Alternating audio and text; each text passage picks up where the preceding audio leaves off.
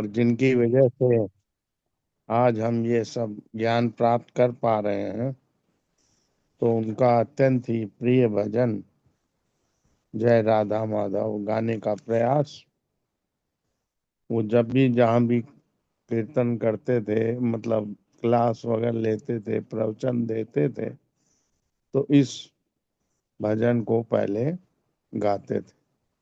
वही गीत आपके सामने। जय राधा माधव जय कुंज बिहारी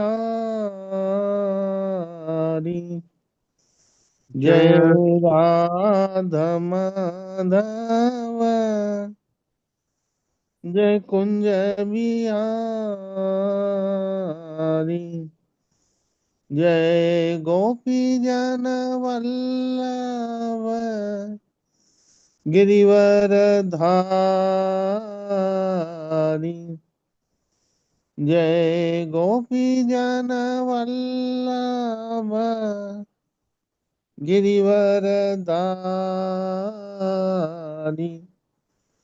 जय राधा माधव जय कुंज बिहारी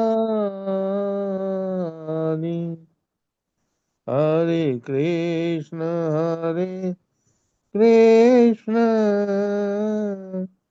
कृष्ण कृष्ण हरे हरे हरे राम राम राम हरे हरे यशोदानंदन ब्रज जन रंजन यशोदानंदन ब्रज जन रंजन यमुना तीर वनचारी यमुना तीर वनचारी जय राधा माधव जय कुंज बिहारी हरे कृष्ण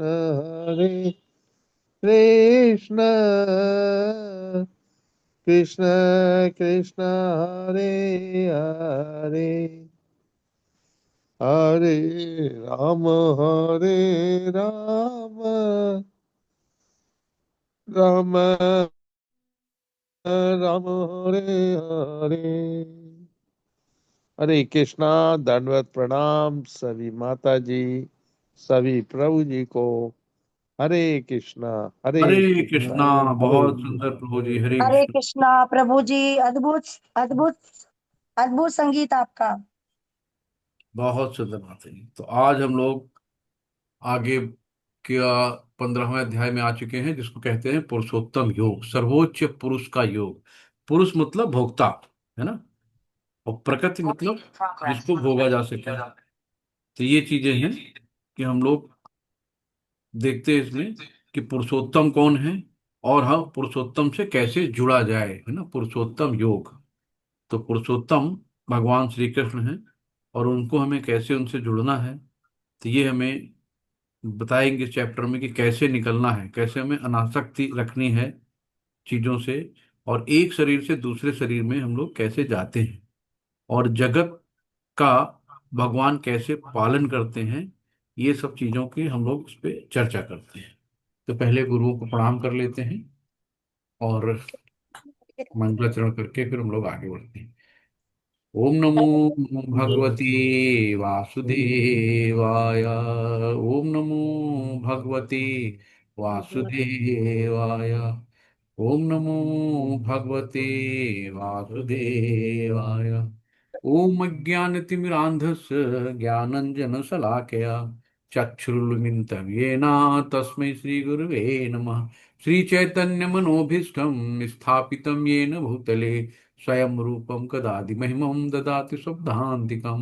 वन्देऽहं श्रीगुरुशीतकमलं श्रीगुरुवैष्णवास श्री रूप साग्र जातम सहगण रघुनाथान्वितां तम सजीवम साद्वैतम सावधूतम परिजन सहित श्री कृष्ण चैतन्य देवम श्री राधा कृष्ण पादाम सहगण ललिता श्री विशाखान्वितांश। हे कृष्ण करुणा सिंधु दीनु बंधु जगतपति गोपेश गोपिका कांत राधा कांत नमोस्तुते। तप्त कांचन गौरांगी राधे वृंदावनेश्वरी वृषभानुसुते देवी प्रणमामि हरि प्रिये। नमो विष्णुपादाय पृष्ठपृष्ठाय भूतले श्रीमते भक्ति वेदांत स्वामिनि इति नामिने। नमस्ते सरस्वती देवे गौरवाणी प्रचारिणी निर्विशेष शून्यवादी पाश्चात्य देश तारिणी। जय श्री कृष्ण चैतन्य प्रभु नित्यानंदा श्री अद्वैत गदाधर श्रीवासादि गौर भक्त वृंदा। हरे कृष्णा कृष्णा कृष्णा हरे हरे हरे राम राम राम हरे हरे। हरे कृष्णा कृष्णा कृष्णा हरे हरे हरे राम राम राम हरे हरे। हरे कृष्णा कृष्ण कृष्ण हरे हरे हरे राम राम राम हरे हरे। हरे कृष्णा। सभी को दंड प्रणाम। हरे कृष्णा। तो आज पुरुषोत्तम योग है और ये बहुत अच्छा चैप्टर माना जाता है। कार्तिक मास में हम लोग जो है इसको डेली हम लोग पढ़ते हैं, तो शुभ माना जाता है। इसमें भगवान ने बहुत सी चीजें बताई हैं, अपने घर का पता भी बताया है कि कैसे वहां तक पहुंच सकते हैं, है ना। न तो आगे आएगा। श्री भगवान वाच ऊर्ध्वमूलमधः शाखम् अस्वस्थं प्राहुरव्ययम् छन्दांसि यस्य पर्णानि यस्तं वेद स वेदवित्। शिल प्रपात की जय। भगवान ने कहा जाता है कि एक शाश्वत वृक्ष है जिसकी जड़ें तो ऊपर की ओर हैं और शाखाएं नीचे की ओर हैं, तथा पत्तियां जो हैं वैदिक स्रोत हैं। तो जो इस वृक्ष को जानता है वेदों का ज्ञाता है। वेद क्या है? भगवान की वाणी है ना। भगवान के मुख से निकले हुए हैं सब। तो जो कभी भी आपने देखा होगा, अगर तालाब के किनारे कोई पेड़ लगा है तो उसकी परछाई देखिए ना, लगता उल्टा है। तो वैसे ही यहाँ पे एक वृक्ष है जो शाश्वत मतलब जिसका कभी अंत नहीं होता, जिसका कभी क्षय नहीं होता, है ना, जो आध्यात्मिक जगत का है। तो जिसकी जड़ें ऊपर मतलब जहाँ पे मूल मूल कहाँ है? हमारे भगवान श्री कृष्ण है, जहाँ से चीजें सब निकलती हैं। तो जड़ें ऊपर की ओर हैं और शाखाएं नीचे की ओर हैं। तो उसमें पत्तियां क्या कहते हैं? पत्तियों को वैदिक स्रोत माना गया है। जो विश्व इस वृक्ष को जानता है, यानी कि वो वेदों को जानता है। इस भौतिक जगत के बंधन की तुलना अस्वस्थ अस्वस्थ होता है बरगद का पेड़। जो बरगद के पेड़ आप लोग देखते हैं ना, तो उसको अस्वस्थ के वृक्ष कहा गया है। जो व्यक्ति सकाम कर्मों में लगा है, सकाम कर्म मतलब जो अपने लिए काम करता है ना, अपनी ही सब सुख सुविधाओं के लिए लगा रहता है, उसके लिए इस वृक्ष का कोई अंत नहीं है ना। वो जिंदगी भर अपने लिए काम करता रहता है। तो एक शाखा से दूसरी शाखा, यानी कि आज इस योनि में है तो कल दूसरी योनि में जाएगा, कल परसों तीसरी योनि में जाएगा। तो वहां पे चक्कर लगा रहता है। तो एक शाखा से दूसरी शाखा में और तीसरी शाखा में घूमता रहता है। इस जगत रूपी वृक्ष का कोई अंत नहीं है। और जो इस वृक्ष में आसक्त है उसकी मुक्ति की कोई संभावना नहीं है ना। तो जो सकाम कर्मों में लगा, सिर्फ अपनी डिजायर को पूरा करने में लगा, अपनी इंद्रिय तृप्तियों को पूरा करने में लगा है, उसकी संभावना कैसे कृत्य मुक्ति की ना। वो इस एक योनि से दूसरे योनि, दूसरे योनि से तीसरे योनि में उसकी इच्छाएं जब तक खत्म नहीं होंगी, जब तक आसक्ति नहीं चीजों से आसक्ति, तब तक उसको मुक्ति की कोई संभावना नहीं है। वैदिक स्रोत वैदिक स्रोत जो अनमोन्नति है ना, आत्मोन्नति, अपनी आत्मा की उन्नति के लिए हैं, वे इस वृक्ष के पत्ते हैं। तो जो इस वृक्ष की जड़ें ऊपर की ओर बढ़ती हैं, क्योंकि ये ब्रह्मांड के सर्वोच्च लोक से प्रारंभ होती हैं, जहां पर ब्रह्मा स्थित है ना। तो जो ब्रह्मांड में सबसे ऊपर कौन है? ब्रह्मा जी हैं, सबसे आदि, मतलब इस ब्रह्मांड के सबसे पहले ब्रह्मा जी की भगवान ने उत्पत्ति की थी। तो जहां पर ब्रह्मा स्थित है, यदि कोई इस मोह रूपी अविनाशी वृक्ष को समझ लेता है तो वो इससे बाहर निकल सकता है ना। तो ब्रह्मा भी यही ब्रह्मांड में ही है, ब्रह्मा की भी मृत्यु होती है, उनकी भी उम्र 100 साल है। बात अलग है कि हमारा 1 लाख साल बराबर ब्रह्मा जी का 1 सेकेंड है ना। अब यहाँ पे देखो, ये डिजायर, सबसे जो हमारी इच्छाएं है ना, सबसे खतरनाक। हमने भगवान से इच्छा जाहिर की, भगवान ने कहा जाओ भाई एंजॉय करो, तुम भी जाओ। उन्होंने मृत्यु लोक में, पृथ्वी लोक में भेज दिया। तो यहाँ पे देखो राधा कृष्ण बैठे हुए हैं ना रूट में।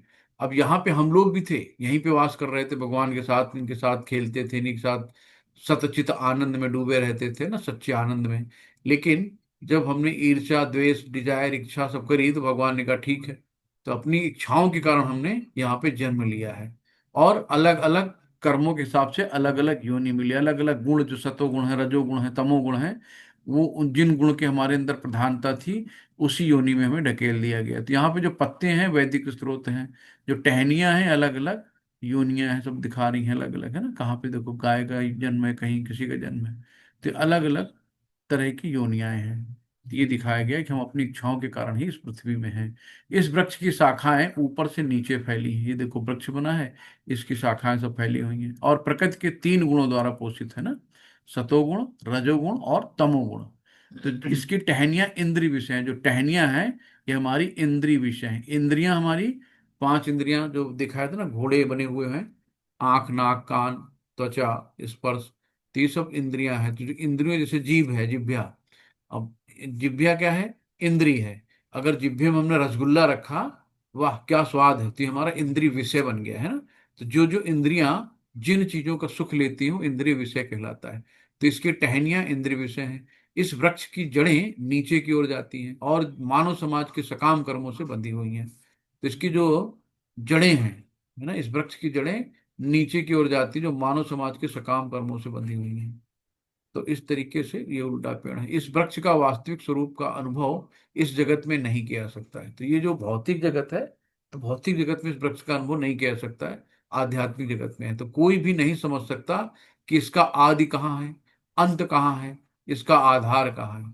लेकिन मनुष्य को चाहिए कि इसे दृढ़ मूल वाले वृक्ष को विरक्त के से काटना। विरक्त, जब चीजों से आप डिटैच हो जाओगे, यानी तो विरक्त का शस्त्र है जो ना, इससे आपको काट गिराओ। जब चीजों से बहुत ज्यादा आसक्ति नहीं रखेंगे, बहुत ज्यादा अटैच नहीं रहेगा, बस आप ट्रस्टी बन के काम करोगे, भाई ये मेरी जिम्मेदारी है, तो हमारा कर्तव्य है कि इसको जो पालन पोषण, लालन पोषण जो भी करना है, हमारा जो कर्तव्य, अपना कर्तव्य पूरा करेंगे, लेकिन हम बहुत अटैच नहीं होंगे, है ना। तत्पश्चात उसे ऐसे स्थान की खोज करनी चाहिए जहां जाकर लौटना ना पड़े, जहां उस भगवान की शरण ग्रहण कर ली जाए जिससे अनादिकाल से प्रत्येक सूत्रपात का विस्तार होता आया है ना। तो जहाँ पे ऐसी शरण ग्रहण करें जहां से हमें लौटना ना पड़े वापस इस फिर दुखालय में। अब यहाँ पे भगवान अपने घर का पता बता रहे हैं, है ना। तो वही पता नोट कर लीजिए भगवान के घर का। न तद्भासयते सूर्यो न शशांको न पावकः यद् गत्वा न निवर्तन्ते तद्धामं परमं मम। तो भगवान यहाँ बता रहे हैं कि वह मेरा परम धाम है ना। भगवान के परम धाम ना तो सूर्य या चंद्र के द्वारा प्रकाशित होता। भगवान कहते हैं कि मेरा जो परम धाम है, वहां सूर्य चंद्र की कोई आवश्यकता नहीं है। वहां सूर्य चंद्र से प्रकाशित नहीं होता, वहां अपने आप प्रकाशमान होता है। न अग्नि या बिजली से, वहां ना अग्नि की जरूरत है न बिजली की। जो लोग वहां पहुंच जाते हैं वे इस भौतिक जगत में फिर से लौटकर नहीं आते, है ना। भगवान स्वयं, भगवान का जो धाम है वो स्वयं प्रकाशमान है। भगवान के जो शरीर से तेज निकलता है वो इतना तेज है कि वहां पे सूर्य चंद्रमा की कोई गिनती नहीं है। तो वहां ना अग्नि ना बिजली। और भगवान ये कहते हैं कि जो मेरे धाम पर आ जाते हैं, यानी कि जो लोग वहां पहुंच जाते हैं, वो इस भौतिक जगत में फिर से लौट के नहीं आते। हरि बोल।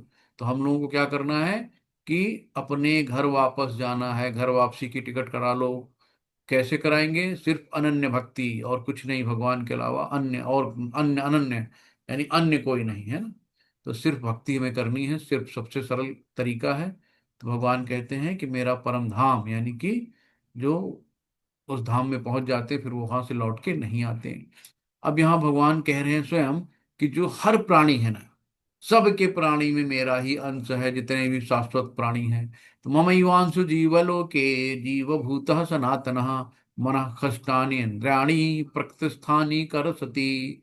तो ममैवांश, इस बद्ध जीवन में सारे जीव मेरे शाश्वत अंश हैं। जितने भी जीव हैं भगवान कहते हैं वे मेरे अंश हैं। तो जैसे आत्मा है परमात्मा है, ये दोनों आध्यात्मिक, इनका कभी क्षय नहीं होता, इनका कभी नाश नहीं होता, ये शाश्वत हैं। तो बद्ध जीवन के कारण, छह इंद्रियों के कारण, बद्ध जीवन के कारण वे छह इंद्रियों के कारण घोर संघर्ष कर रहे हैं, जिनमें मन भी सम्मिलित है। तो आंख कान नाक गला तो पांच इंद्रियां थी, तो लेकिन छठवीं मन बताया कि मन भी सम्मिलित है, छठवीं इंद्रिया जो है। तो ये घोर संघर्ष कर रहे हैं।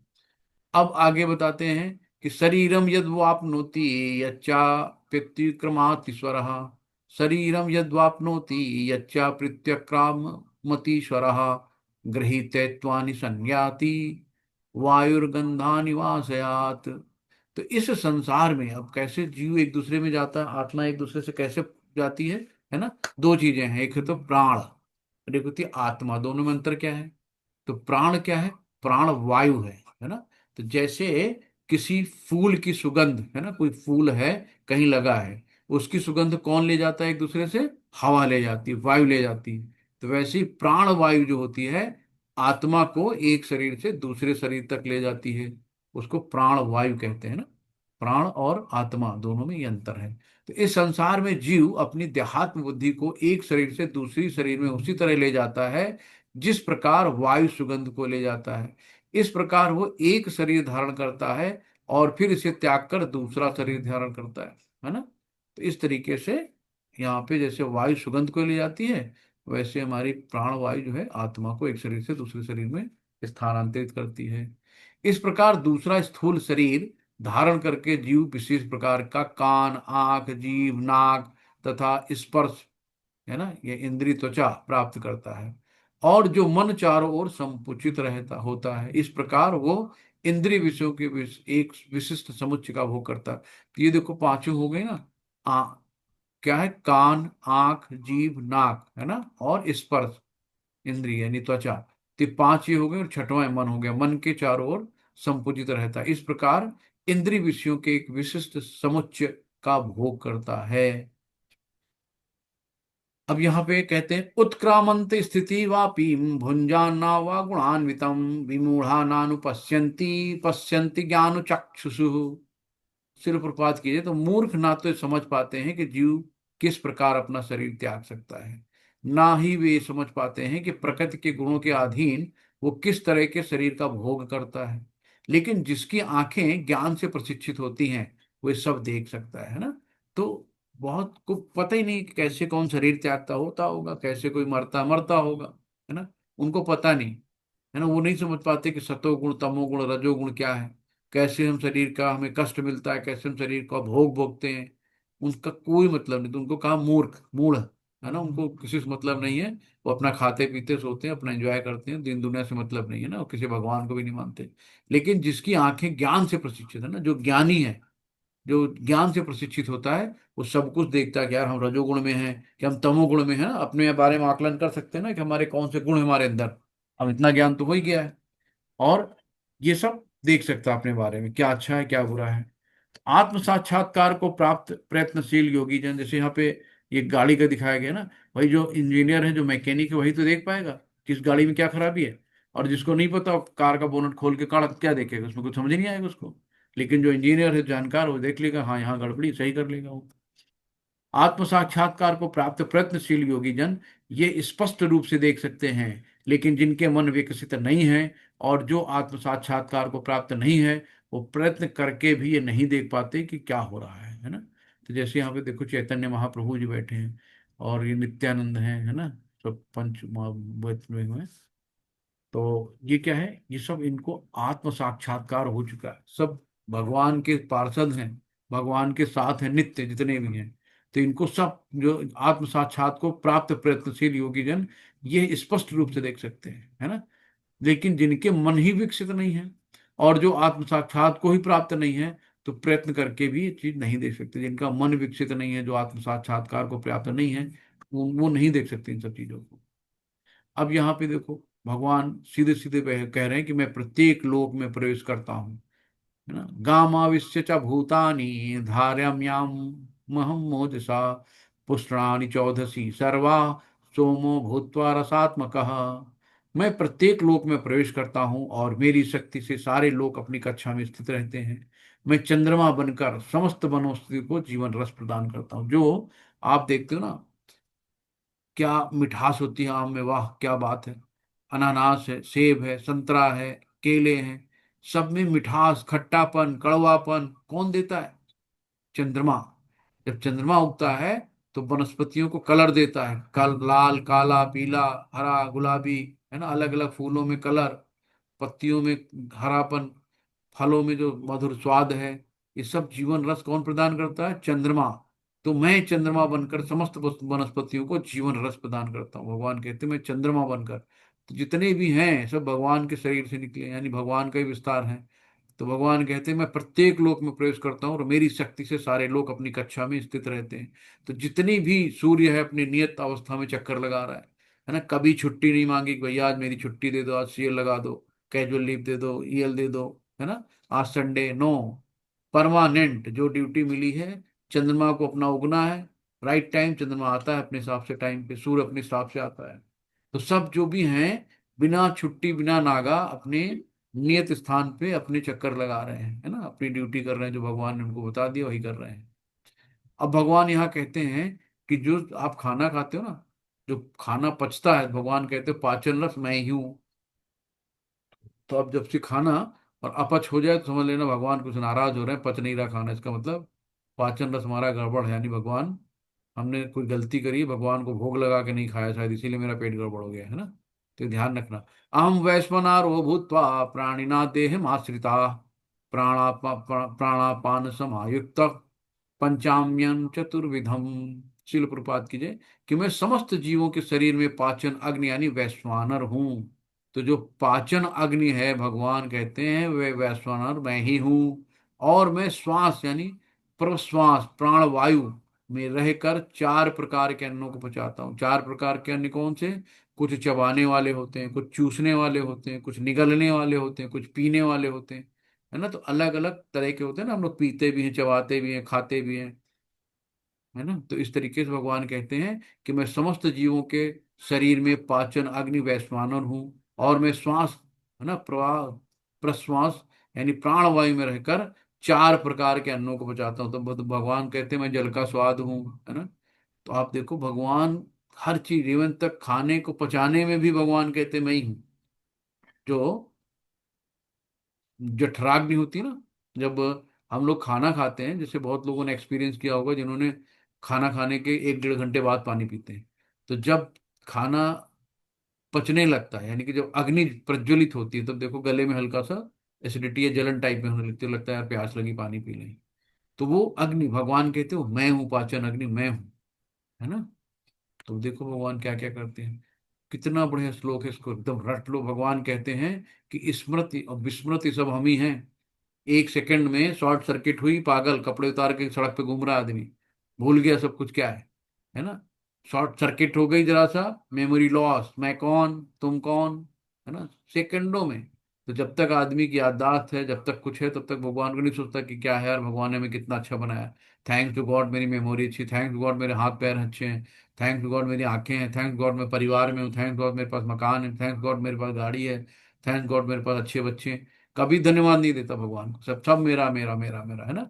लेकिन हर चाहे हर चीज के लिए भगवान को, उनको धन्यवाद बोलना चाहिए। सर्वस्य चाहम हृदय सन्निविष्टो मतः स्मृतिर्ज्ञानमपोहनं च वेदस्य सर्वैरहमेव वेद्यो वेदांत कृतदेव विदेव चाहम। शिल प्रपात कीजिए मैं प्रत्येक जीव के हृदय में आसीन हूं, है ना। प्रत्येक जीव, एक चींटी से लेके हाथी तक, छोटे से बड़ा, हर जीव में भगवान कहते हैं मैं आसीन हूँ, क्षीरोदक्षाय विष्णु के रूप में सबके हृदय में रहते हैं। भगवान कहते हैं और मुझसे ही स्मृति याददाश्त जो है ना भगवान से ही है, ज्ञान तथा विस्मृति भी भगवान से ही है। मैं ही वेदों के जानने योग्य हूँ, है ना, भगवान की वाणी है वेद। तो मैं ही वेदों के द्वारा जाने नहीं, वेदों को पढ़ के क्या करोगे, भगवान को ही तो जानोगे ना। शास्त्र वेद क्या क्यों पढ़ते हैं? भगवान को जानने के लिए। तो निसंदेह में वेदांत का संकलन करता, तो संकलन करता भी भगवान कहते हैं मैं ही हूं, तथा समस्त वेदों का जानने वाला मैं हूं। यहाँ पे भगवान ने बताया कि जीव दो प्रकार के होते हैं, चित और अचित। यानी चित मतलब जो खर्च हो जाते हैं, चुक जाते हैं। जो अचित जो खर्च नहीं होते, यानी कि एक आध्यात्मिक जगत में जिसका कभी नाश नहीं होता है, और एक भौतिक जगत है जो हमेशा नाशवान है। तो भगवान कहते हैं कि जो भौतिक जगत में प्रत्येक व्यस्त च्युत है, यानी क्षर है, उसका क्षय होता है, वो खत्म हो जाते हैं।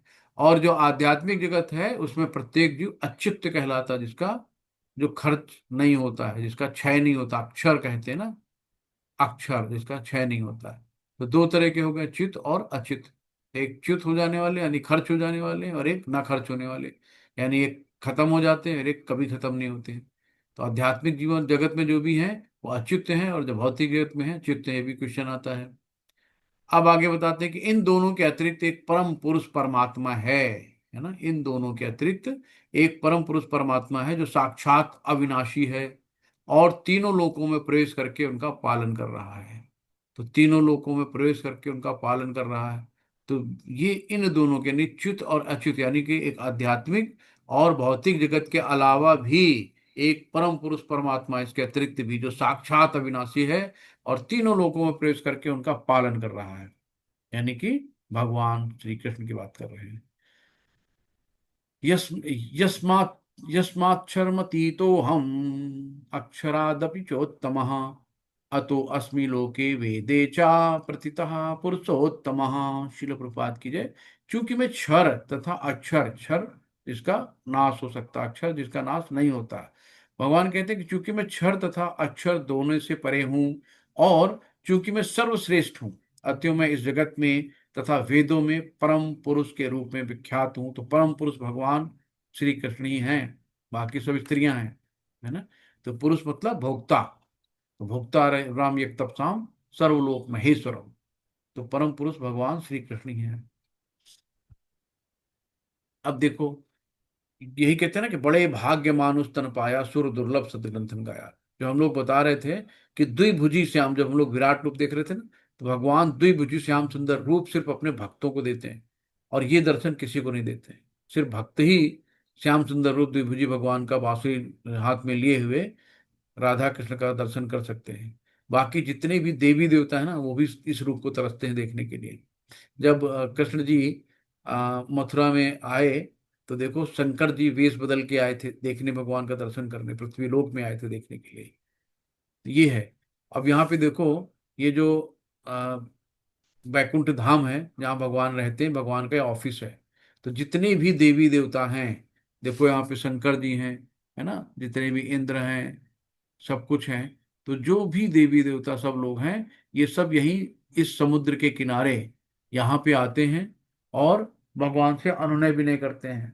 भगवान सेंसन करते हैं, भाई चलो देवी देवता आए हैं, अर्जी लगा रहे हैं, तो इनकी अर्जी पूरी करते हैं।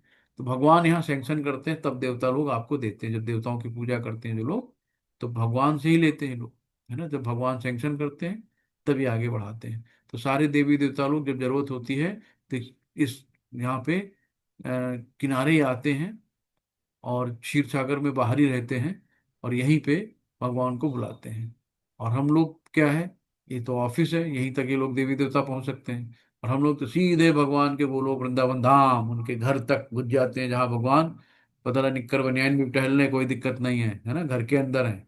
ऑफिस में आदमी सज धज के जाता है, वेल ड्रेस जाता है, बाल काढ़ लो भैया, कंघा कर लो, अच्छे से साफ सुथरे कपड़े पहन लो, है ना, सब तब ऑफिस आता है। घर पे कैसे भी रहता है, कोई दिक्कत नहीं है। तो हम लोग भगवान के घर तक पहुंच जाते हैं, भगवान के घर से ही आए, भगवान के बच्चे हैं तो अपने माँ बाप के साथ रहते हैं, सब लोग जैसे रहते हैं, कोई दिक्कत नहीं, घर घर है। तो हमें फिर से घर वापस जाना है, घर वापसी करना है। तो हम लोग बहुत बिगड़े बच्चे थे, हम लोगों ने इच्छा जाहिर करी भगवान से, तो भगवान ने कहा भेज दिया भाई यहाँ पे पृथ्वी लोक में। तो एक मौका दिया है कि फिर से भक्ति करो, भगवान की अनन्य भक्ति करो, और फिर से वापस अपने घर वापस जाओ, है ना। यहाँ पे सब केवल क्षणिक है, दिखावा है, छलावा है, कुछ नहीं है। जो आप मेरा मेरा कह रहे हो, सब मेरा कुछ है ही नहीं यहाँ पे। जो है वो कल छोड़ के सब चले जाओगे, एक सेकंड नहीं लगेगा छूटने में। अभी हार्ट अटैक हो, अभी चटाक से कुछ प्रॉब्लम आ जाए, सब 1 सेकंड में छूट गया। कुछ नहीं, ना बच्चा, ना बीबी, ना बेटा, ना पति, ना घर, ना मकान, ना जेवर, सब कुछ खत्म। साथ क्या जाएगा? हमारी जो आध्यात्मिक कमाई है, जो हम आध्यात्मिक कमाई करते हैं, वही मेरे साथ जाती है। तो हम आज 1 कक्षा पढ़ चुके हैं अध्यात्म का, 2 कक्षा पढ़ चुके हैं, 3 कक्षा पढ़ चुके हैं।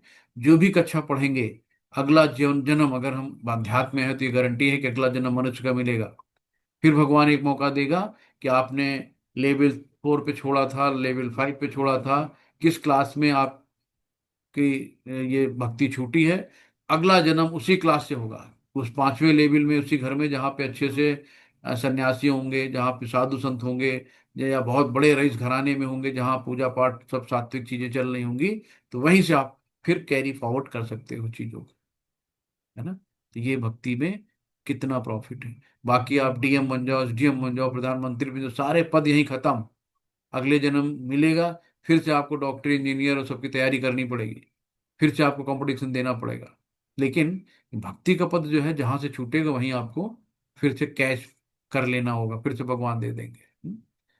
तो यहाँ पे देखिए, हमेशा शिव जी पार्वती जी को राम कथाएं सुनाते रहते हैं, गुणगान गाते रहते हैं भगवान की, कृष्ण कथाएं, राम कथाएं, निरंतर भगवान के बारे में कथाएं कहते हैं, है ना। सब भगवान के बारे में चर्चाएं होती रहती हैं, हमेशा भगवान का नाम लेते रहते हैं। तभी ना, जैसे आप कहीं बिजी हो, बहुत ज्यादा काम में बिजी हो, बहुत इंपॉर्टेंट काम है, बहुत इंपॉर्टेंट फोन आ गया, और बच्चे ने बोला मम्मी मम्मी ये ले लें, हाँ हाँ ले लो जाओ, मतलब बिना सोचे उसके लिए फायदा है नुकसान है, जाओ ले लो।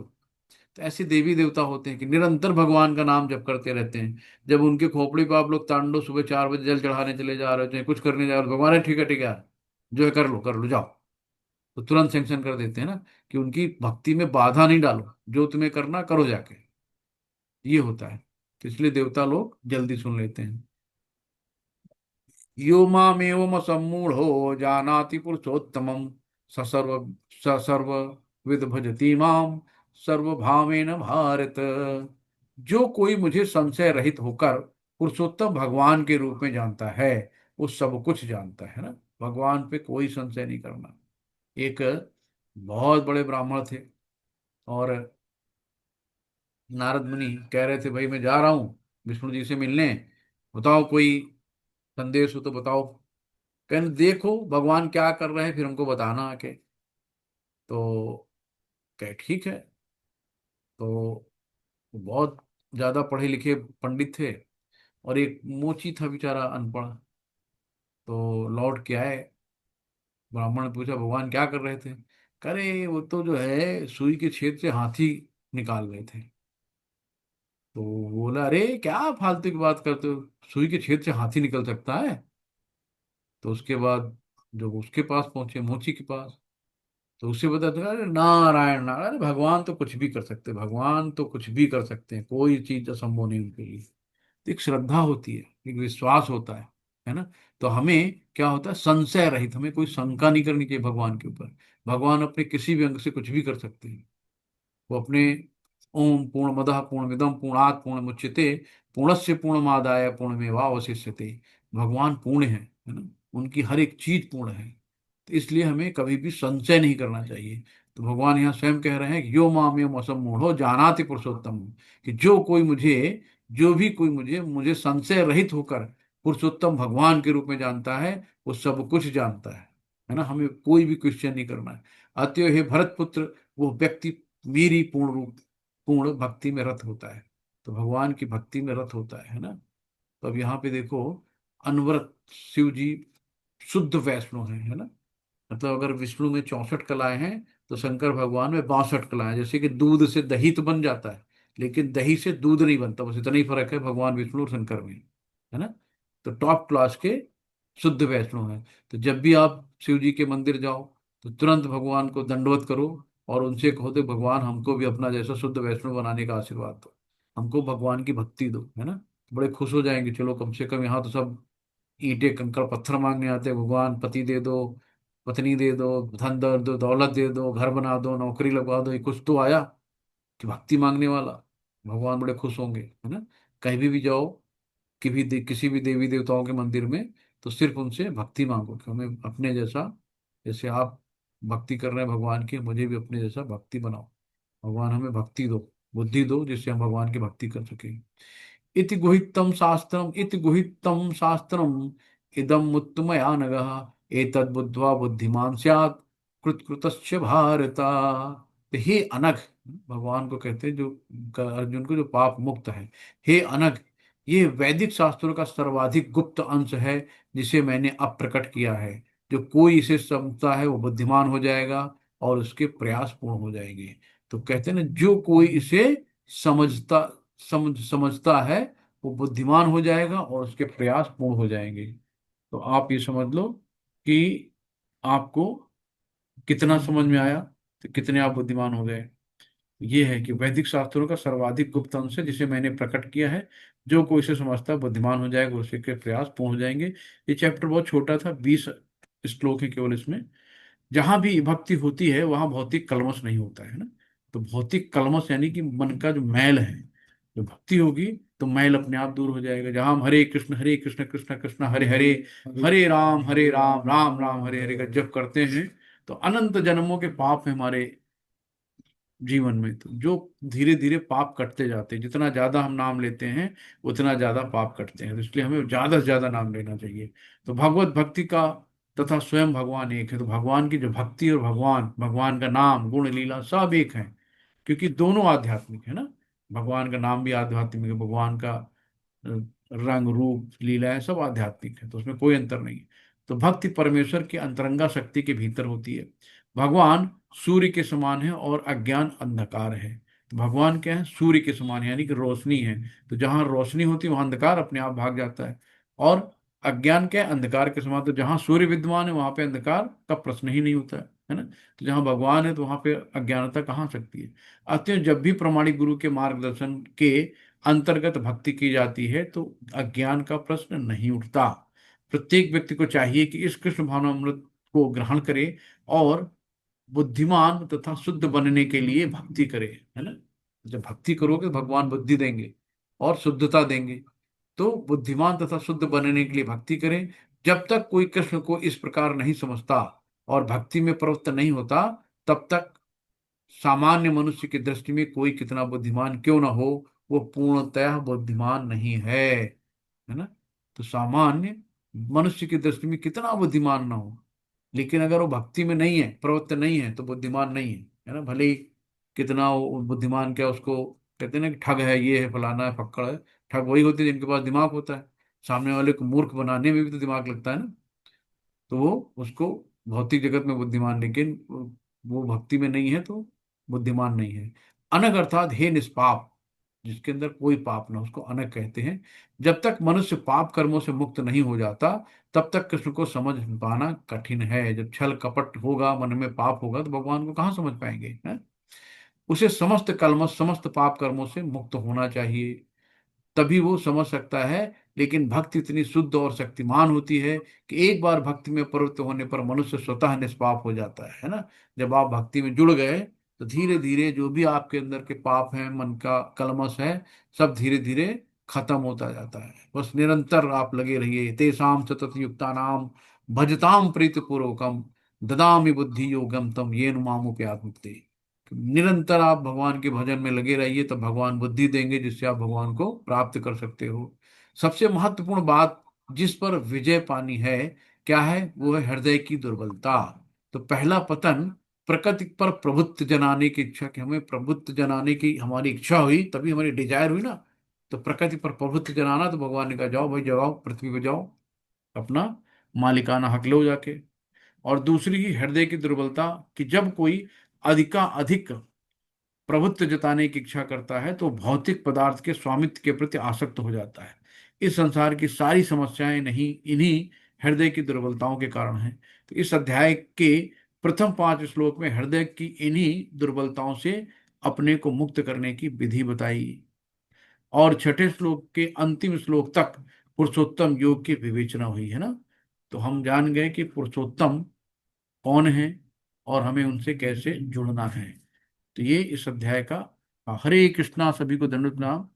तो आज का चैप्टर छोटा था और इसमें कोई भी हमसे त्रुटि हो तो उसके लिए क्षमा। आप उस त्रुटि को सुधार सकते हैं। कोई क्वेश्चन हो तो आप लोग हमसे पूछ सकते हैं। हरे कृष्णा, सभी को दंड प्रणाम। हरे कृष्ण। तो आप लोग एग्री हो तो अगला चैप्टर भी चालू कर दें। हरे कृष्णा प्रभु जी। हरे कृष्णा, हरे कृष्णा। 16 चैप्टर भी बहुत छोटा है। हाँ, अध्याय 60। अध्याय 16 भी बहुत छोटा है। हाँ हाँ, तो आप कहिए तो आप इसको कर कर लें। सकता हूँ, कर लीजिए। 4 हम लोग पीछे हैं। देवी आसुरी स्वभाव है कि किसका 22-23 आसुरी श्लोक है, स्वभाव। 22-23 श्लोक है बस, हाँ हाँ। छोटा श्लोक है। कर सकते हैं प्रभु जी, कर लीजिए। तो 15 फिर 16 जी 15 जी। 16 तक 2 दिन और बचेगा। 15 16 17 18 हाँ हाँ, फिर ये हो जाएगा। तो फिर हम लोग फिर फिर से। भी हो जाएगा। टेंशन मत हम हो रहा है कि क्वेश्चन आंसर कैसे करेंगे। अरे सब हो जाएगा सरल। आप कोई दिक्कत हो हमसे फोन करिए, बात नहीं आपको, है ना। तो आप उसमें थैंक तो यू, नहीं है, थैंक क्वेश्चन यू समझ प्रभु जी। नहीं आ रहे हैं प्रभु जी। क्या नहीं आ रहा माता चलिए, जी? क्या के नहीं समझ? आंसर समझ नहीं आ रहे हैं। क्या मतलब, क्या नहीं समझ में आ रहा है, बताओ उसमें आप। उनके आंसर मिल नहीं रहे हैं थोड़े। नहीं, उसमें ऑप्शन है ना, दिया हुआ ऑप्शन रहता है। तो हाँ उस जी। उस ऑप्शन को आप देखिए। 4 ऑप्शन रहते हैं। ABCD 4 रहता है, 4 में से कोई एक दो, किसी में एक रहता है कि 2 रहता, देना पड़ता है, 2 को देना पड़ता है किसी में। हाँ, अगर किसी में आपने किसी टिक में एक किया देते हैं, और किसी में 2 ये रहता है। तो हो टिक गया। टिक करने पे अगर हाँ, आपको लग रहा है कि ये ऑप्शन गलत है, तो फिर से आप जब पीछे जाओगे ना तो उसका उत्तर दिख जाएगा। फिर उत्तर देख के टिक कर दो, आप फिर आगे बढ़ जाओगे। बहुत सरल है। अच्छा, ऐसा हाँ नहीं ऐसा करना, नहीं होगा ऐसा क्या नहीं सर? होगा। हाँ हाँ, पहले आप कर लो, नहीं आता फिर से पलट के देखो तो आपको उसमें आंसर दिख जाएगा सही वाला। तो फिर से आप क्लिक कर दो। ऐसे करके धीरे धीरे आगे बढ़ जाओगे। 10-10 क्वेश्चन है, कोई मतलब बहुत नहीं है, एक दिन में सब कर डालो। एक अध्याय तो मेरा हो गया प्रभु जी। हाँ, तो नेक्स्ट कर लो माता जी, हो जाएगा। और कहाँ तक सेकंड हो गया अध्याय माता जी? आ रहा था। कौन सा लोग कर लिए? 1 से माता एक 18 अध्याय तक तो के हो हैं। गया मेरा। जी, एक से नहीं कर रहा है। कौन बोल रहे हैं माता जी? एम मिश्रा। चलिए, देखते हैं अब आगे एक्सेप्ट प्रभु नहीं जी हो की, रहा है। प्रभु की जो इच्छा, आगे भगवान की जो इच्छा। चलिए फिर प्रभु जी दूसरा अध्याय चलो शुरू कीजिए। 16 अभी फिर से हम लोग जुड़ लेते हैं ना। जी ठीक वांछा कल्पतरुभ्यश्च कृपा सिंधु एव च पतितानां पावनेभ्यो वैष्णवेभ्यो नमः। अनंत कोटि वैष्णव बंद कीजिए। शिल प्रभुपाद की जय। गुरु महाराज जी की जय। हरे कृष्णा कृष्ण हरे कृष्ण कृष्णा कृष्ण हरे कृष्ण हरे, हरे हरे हरे राम राम हरे हरे राम राम हरे राम। हरे कृष्णा हाँ। कृष्ण फिर कृष्ण से हरे लॉगिन कर लीजिए आप लोग, हम हरे अभी राम हरे हरे राम। कृष्ण प्रभु जी।